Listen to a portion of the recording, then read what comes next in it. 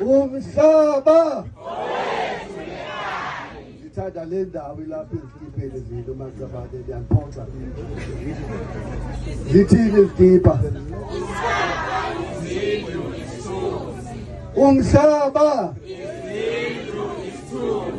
umhlaba viva abahlali viva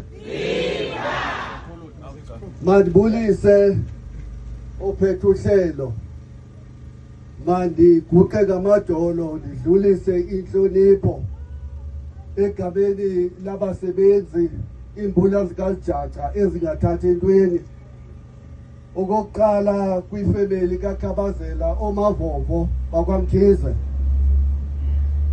kukho ingane kaMkhize la ngihlele ecaleni kwenxeba apha amaqabane unyana wakhe udade wabo ozemva kwakhe okanye udade wabo omdala owashiyela ibele uZweli ukhona umfowabo ukhona nefamily friend ikhona apha sifuna ukuqala phambi kokuba siye kwingokeli zonke sidlulise inhlonipho sigaqe sothule iminqwazi nezigqoko zethu sibaxelele okokuba unyana wabo utata ubhuti akafelanga ilize ufele umzabalazo wabantu abangenanto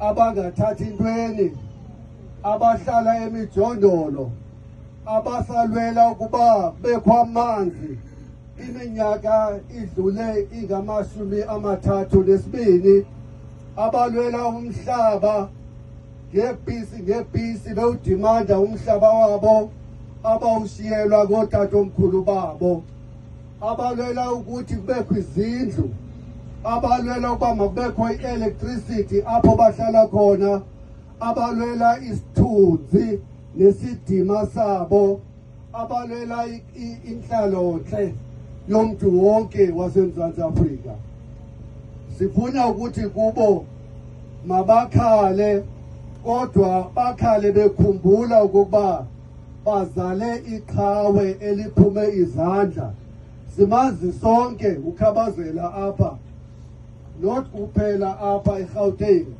simazi all over South Africa today siyayibulela imisebenzi yabo siyayibulela igalelo lefamily lokusiyela unyana wethu siyalibulela nexesha abasinike lona kunye naye asiyithathi kancinci lonto kuba angabikho ekhulisa abantwana angabikho ecaleni kumfowabo nodadewabo kodwa enathi thina mibutho yabantu abangenanto siyayibulela kakhulu igalelo labo nasemva eMthezi nibaxelele ukuba bawulala ngenxeba ingxaki yabo bazala iqhawe namhlanje lithathiwe zizijamangungwini ezingafuni uxolo phakathi kwethu njengabantu baseMzantsi Afrika silapha namhlanje ndibuza upresident maqale ndimkhahlele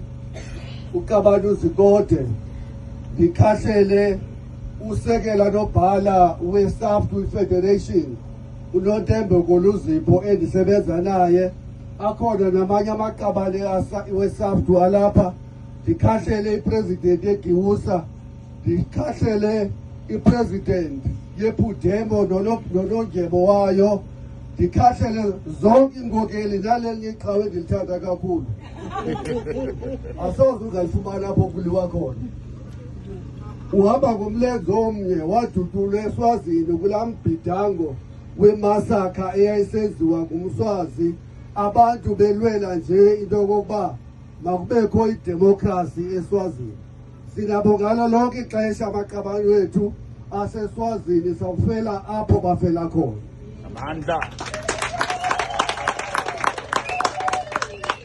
bendithi uMkhize liqabane yinkokeli yePudemo kumashumi amabini anesithandathu 26 ebulaweyo ukusukela ngo-2009. Amanye amaqabane amentionile ama-comrade abulawayo ukusukela ngo-2009 ngokanamba 26 yena.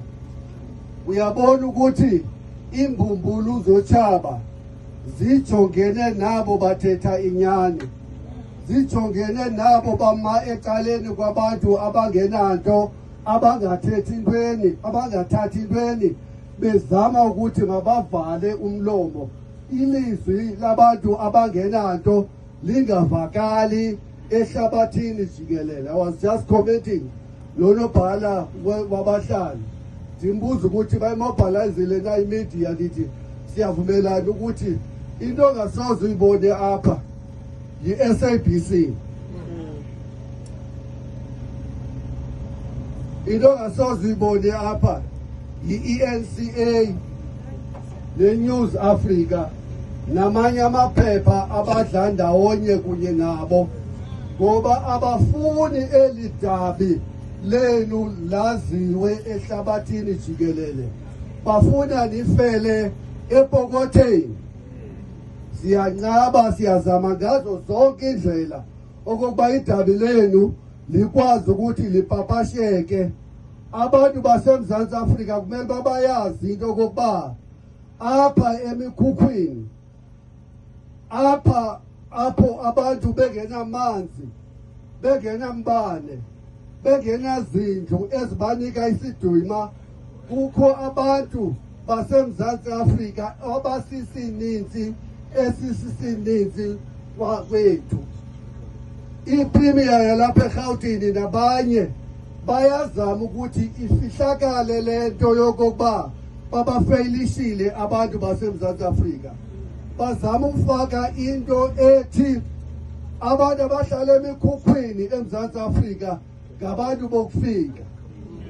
That's why bengenazindlu. Asingobantu bakufika, singabantu balapha. Nibabonile chairperson bamabhrentshi bonke, akekho nomnye osuka eZimbabwe okanye eMalawi okanye naphina. Singabantu balapha eMzantsi Afrika, asinazindlu. Sifuna loo nto yaziwe ukuba lo rhulumente samvotela simthanda usifeyilishile. I-backlog utshilo omnye uqabane apha upresident weGiusa yabantu abangenazindlu eMzantsi Afrika, not abantu, izindlu ezifunekayo yi-3.7 yamamiliyoni. Kutsho ukuthi phantse i-4 million yonke yezindlu ekumele uba zikhona. Xa sithetha ngabantu, zizigidi ngezigidi zabantu abaphila emikhukhwini.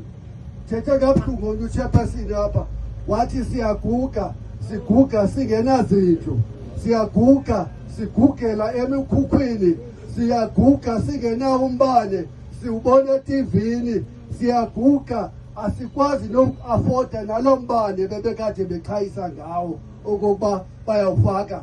Ngoba kule minyaka i-15 edlulileyo ixabiso lombane linyuke ngapha kwe-625% ngeli xesha beprivatizer, bebreaka into pieces i-Eskom, behlulelana ngayo nabangani babo ukwenzela uba banone. Upresident igqiba ufunda apha i-headline uthi ikona siyijikile indlela ekhula ngayo i-economy yaseMzantsi Afrika ishiya amehlo.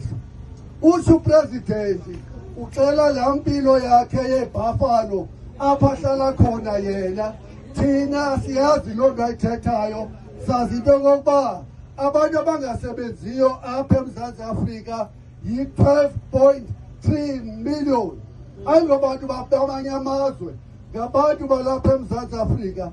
Kubekho izidengeke ze-Operation Dudula ne-March and March ezithi masiyeke ukulwa norhulumente lo usifelishayo, sileka abantu bokufika apha ezweni lethu. Siyayazi i-enemy yethu, i-enemy yethu ngulo rhulumente usifelishayo, ngulo rhulumente ungabuyisanga umhlaba, ulohulumente ungakhanga amathuba wokusebenza, ulemkhulumente osinyanzelisayo ngoba sisuke emakhaya apho sisuka khona sizofuna imisebenzi apha siphelele sihlale emikhukhwini singamaxhoba kwezijamakungwini zamateksi ezibulala abantu ngongathi ukubulala abantu is coming out of fashion. These people have lost their conscience altogether. They don't care whatsoever about this child. Not that sister, that poor young woman. They don't care about anything that is called a human being. To them, interest yabo kokuba makuthathwe lenkanini ibe yeyabo bazokwazi ukuthi ibe ngabo abanika abantu umhlaba ngokubhatala kubo bona ezazintsha.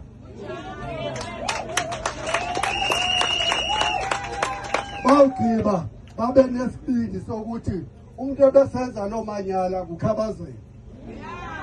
Ibe ingabo abafuna uba umhlaba ibe sezandleni zabo, ijopho yethu yokukhoboka iphindaphindwe, sicindezelwe ngabo, sicindezelwe kurhulumente, sasicindezelwe i-apartheid, sasicindezelwe imeko yobukolonali. Ngoku kungena osuswa nasimbomvana abazoma phakathi kwethu nelona thaba lethu bayasibulala. Lezaba insuku zizobala. Enough is enough.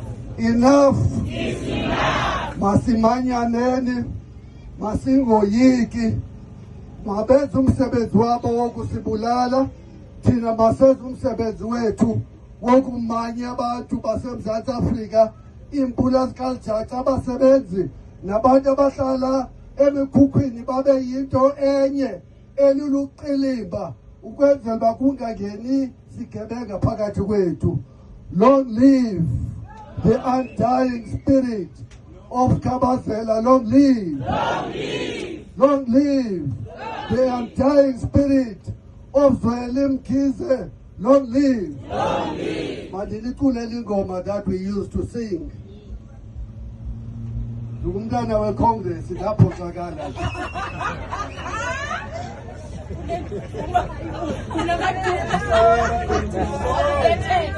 Umntana kaOliver Tambo ndaphoxeka pha. Kodwa ikhona ingoma noba niyazi ndizoyicula ndodwa, uba niyayilandela nawulandela. But laa ngoma sasiyicula kakhulu emveni koba kuxhonywe uSolomon Mahlangu siselulutsha lwaseMzantsi Afrika.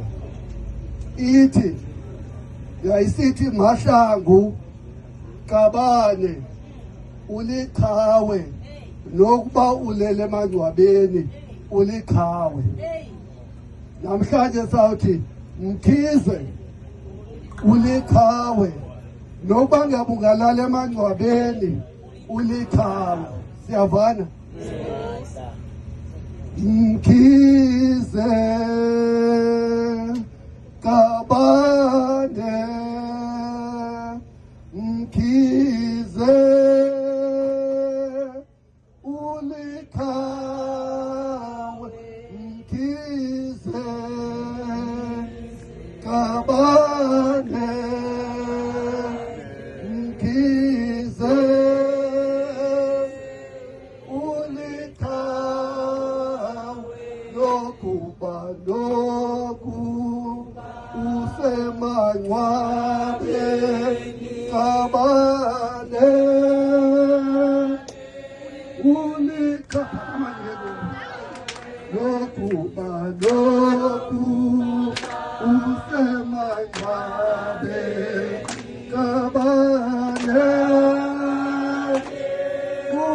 uliqhawe, Mkhize Qabane, Mkhize uliqhawe.